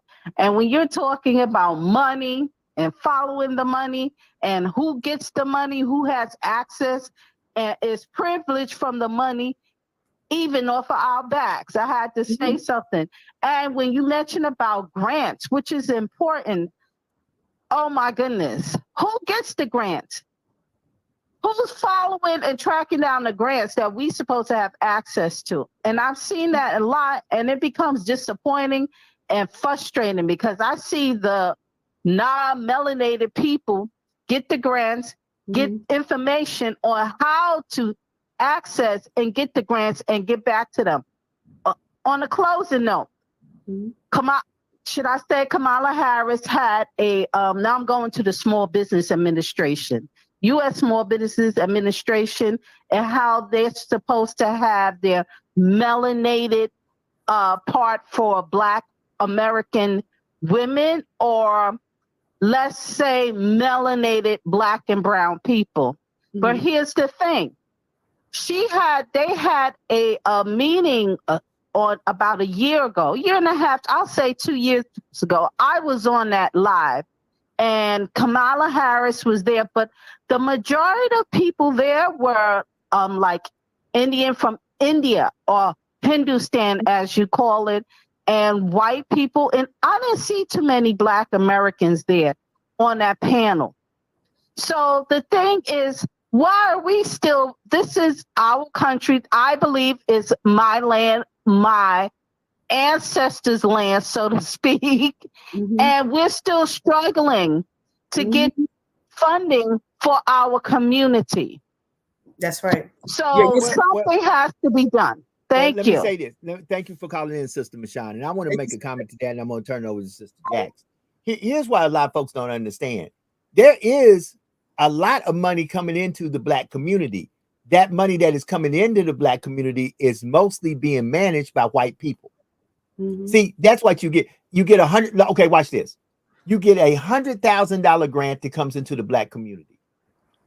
Here's the crazy thing. The person who's managing that grant, let's say that it's a white person. They can say 40% of this grant needs to go to me for operations and managing fees.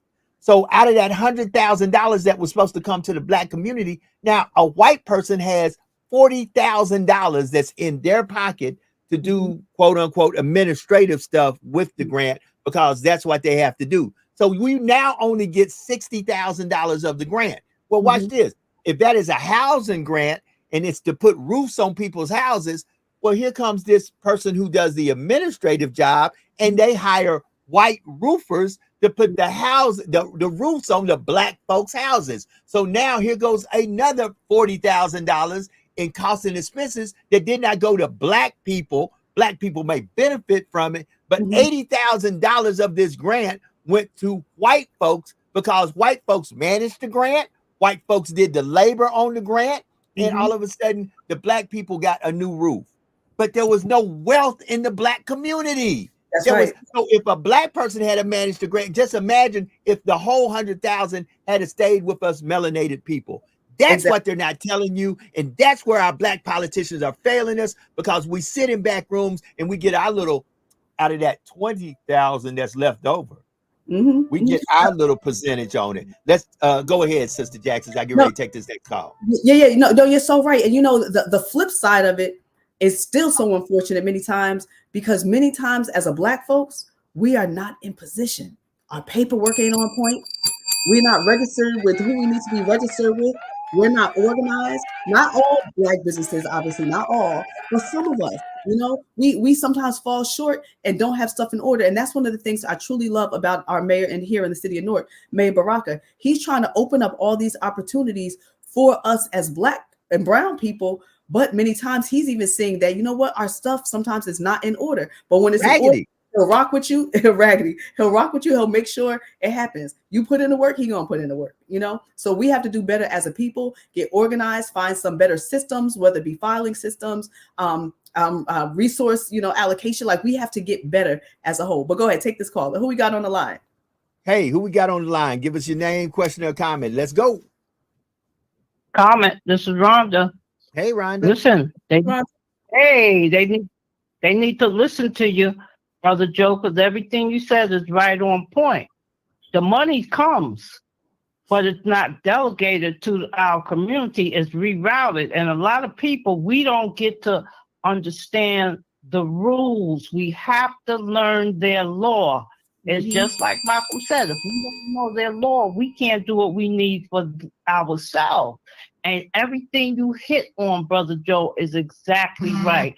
There are so many things that come in for the seniors now, but it's all delegated to grants. It's not just saying, okay, we're going to give this money to such and such, and this is going to happen. They have these people that are over the money, and most likely they are Caucasian people. And if they have some of us in there, it's those that will be overseers that will say, okay, we're going to watch how this money's going to be. That's right. That part, so you're right. That part. You on point. You on point. Right. You on point. Thank you very much. Thank you. Thank you, Sister Rodney. And with that being said, let me do this right quick.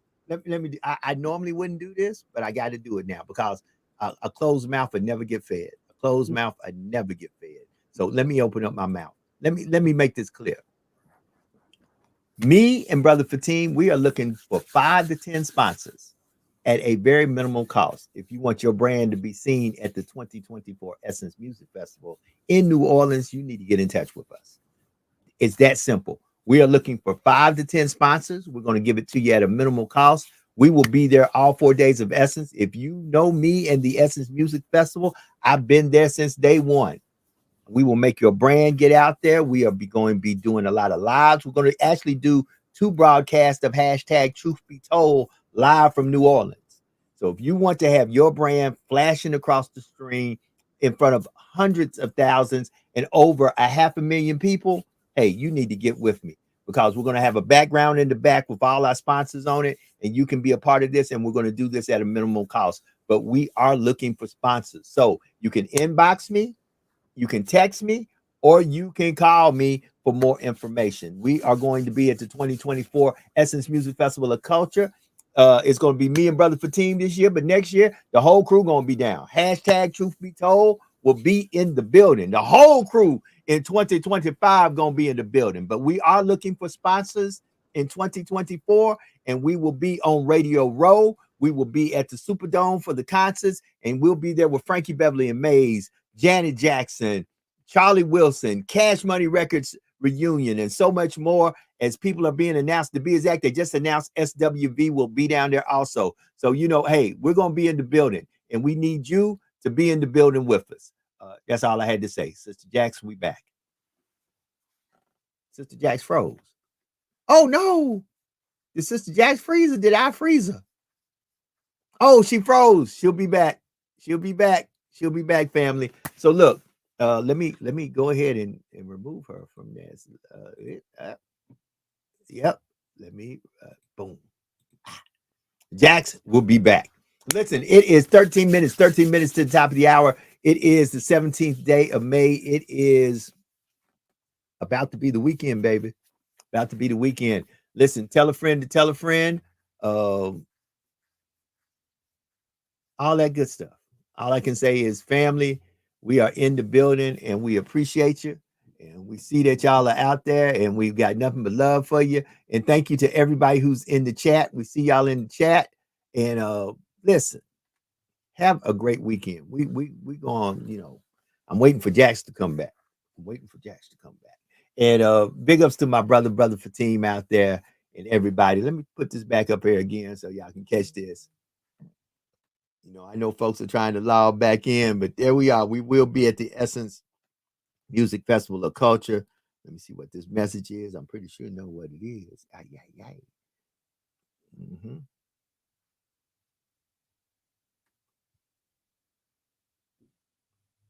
And yes. Oh, guess who's Bizak? Oh, yeah. Bang. There she go. So, yes. Sister Jax, it is 11 minutes to the top of the hour. Talk to me. What's going on in Brick City? Yes, Brick City, beautiful day. But I want to make sure everybody gets their sponsorship. Like, you have to get your businesses out there, guys. You have to promote. Marketing is one of the key things to making you acquire wealth, gain wealth, notoriety, fame, people to know your services and what you offer. So, you know, put your business out there, y'all. Get up with Joe, inbox them, do what you got to do so that you can get your business out there for the Essence Music Fest. It is going to be phenomenal. I can't wait to be there with them next year. It's going down, but I'm going to still be on with them this year. So you guys, I want to tell everybody, have a phenomenal weekend. Stay focused. Use some discipline. We got to do better as a people, guys, because I know sometimes we are all over the place. So let's just big up one another, salute one another, love on one another. For me, it's rolling into the Sabbath, so it's another blessed day. Friday sundown to Saturday sundown is a Sabbath, so you know your sister won't be buying or selling and all this other good stuff, according to the Most High. So I wish you guys all a phenomenal weekend. Wish you blessings and peace and prosperity and safety. Be safe, guys. If your intuition's telling you to don't do something, stay out of something, that's the Most High talking to you. So sometimes we just need to listen. God gave us 2 ears, 2 eyes, and 1 mouth. So we have to look and listen more than we speak. Y'all have a blessed weekend. Love you. And Lord's will, I will see you on Monday. Oh, there was some good closing words. I didn't even ask for the closing words, but she gave them to me. So look, it is 10 minutes to the top of the hour. Yeah, we're getting out of here a little bit early. Our prayers and condolences go out to our brother from another mother, Brother Fatim, and his family as they go through mourning and the loss of a loved one who has transitioned. Family, don't take this thing called life lightly. And please, please love on the folks you're supposed to love on, because you never know when it might be that last time that you speak to that person. So love who you're supposed to love, forgive who you're supposed to forgive, and live your best life. Live your best life. Live your best life. Listen, be better today than you were yesterday. Do something today that no matter what you do, who you do it for, that there's no earthly way that they can pay you back. And always remember, always remember that there is no secret what God can do. What he has done for others, he will and he can do for you. For when God is with you, nothing or no one can stand against you.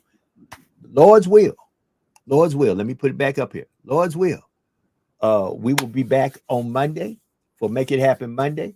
Get with us. We'll be at the Essence Music Fest. All I can say is we up out of here. Y'all have a blessed one. Peace.